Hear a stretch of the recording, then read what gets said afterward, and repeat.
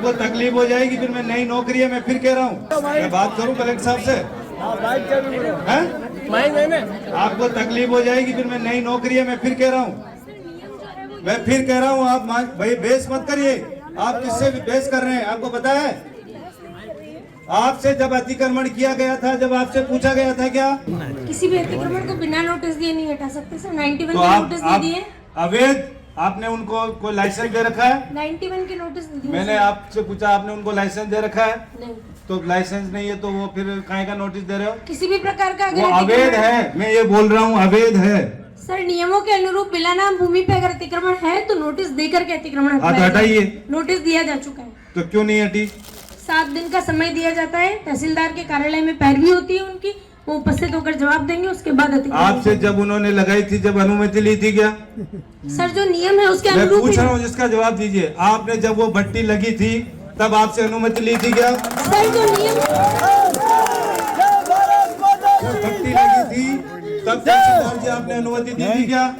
तो फिर आप आज काहे का नोटिस दे रहे हो? सरकार द्वारा जो नियम काहे का निर्धारित नोटिस किया दे रहे गया हो है, आप? मैं उन्हीं के अनुरूप कार्रवाई कर सकती हूँ। कोई कार्रवाई नहीं, तुरंत कल की तारीख में अगर आपने उन अवैध भट्टियों को नहीं हटाया गया तो एसडीओ ऑफिस के सामने धरना मैं दूंगा, ये ध्यान रखना। दूसरी बात आपको मैं और बता देना चाहता हूँ, कोई भी गलत फहमी में मत जीना। यहाँ पे कोई अधिकारी हो तो मैं बहुत स्पष्ट कह देना चाहता हूँ, अगर किसी काम की अवहेलना अगर आप लोगों ने किसी ने करने की कोशिश की है,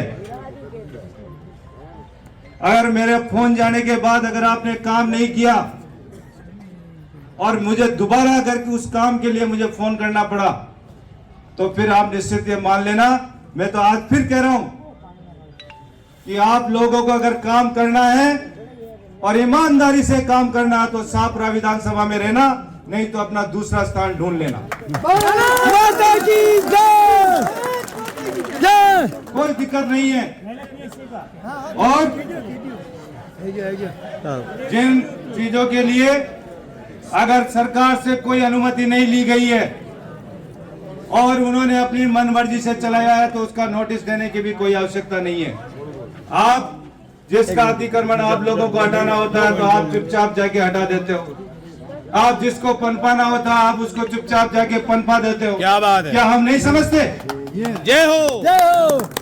इसलिए एक एक काम की जानकारी मेरे पास में है मैडम, और मैं आज ये केवल अभी मैं इसलिए नहीं बताना चाहता, मैं चाहूं तो अभी यहाँ पे मैं पूरा काला चिट्ठा लिख के लेके आया हूँ, एक एक काम की पूरी जानकारी यहाँ पे दे सकता हूँ। श्रीमान से निवेदन है कि यदि मेरे द्वारा ऐसा कोई कार्य किया गया है तो वो ध्यान में ले। कोई बात नहीं, अभी मैं फिर आपसे कह रहा हूँ, उन भट्टियों को तुरंत प्रभाव से हटा देना, नहीं तो मैं कल शाम को फिर आपसे वापस दोबारा मुलाकात करूंगा। जय हिंद, जय भारत।